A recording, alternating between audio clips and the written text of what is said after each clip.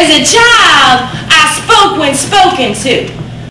Learned my place as children often do and stayed there a still and silent thing.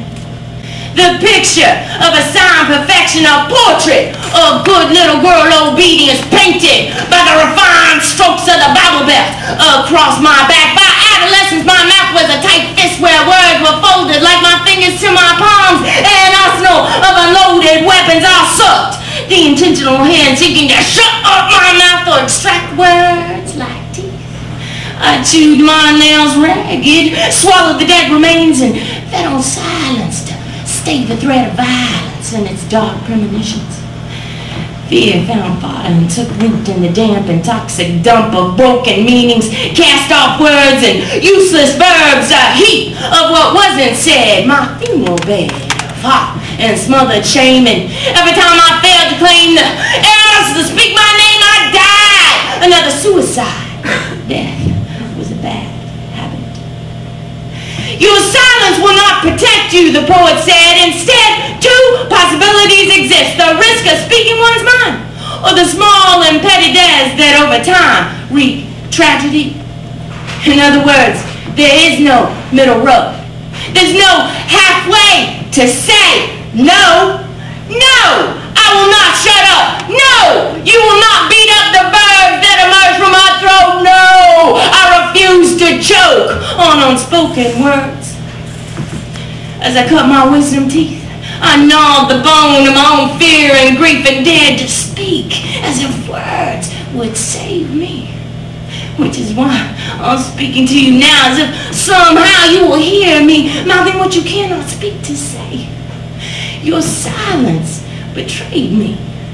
You believed your indecision was benign. You walked ahead, left me behind, remained silent as if blinded to the violent onslaught of human flesh aimed and launched at me, the easy mark. As if you were deaf to the words slurred to name and shame me. I do not blame you for what you could not do then, but your unforgivable sin is that you refuse to speak of it now, and somehow you do not see me, even as you examine my face, smooth rouge over the bruises, darkening my flesh, paint the jagged scar, marking my lips.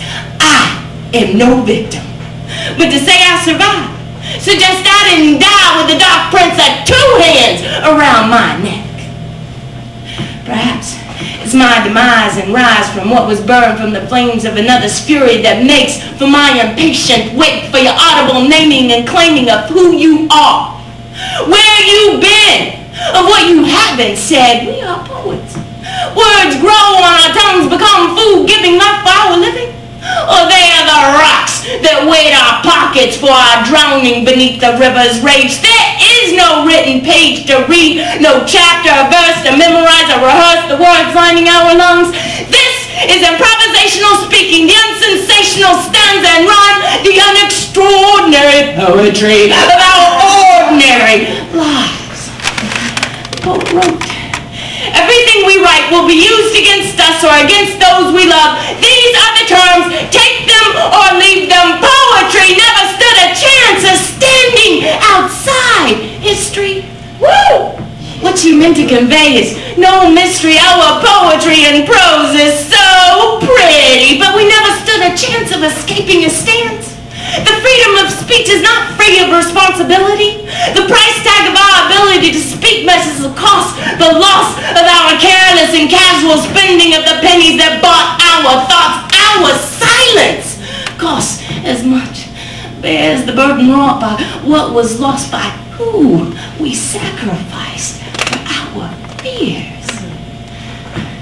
I see that you are broken.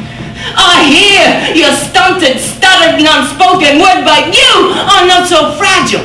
You will not break beneath the weight of words you can't erase or revise. Our silence and lies are as dead and as deadly as the knives we pull from our backs. My intention is not to judge or to preach, but to somehow reach across the chasm of these words unsaid to say, finally, when you speak it, I will hear you. Thank you.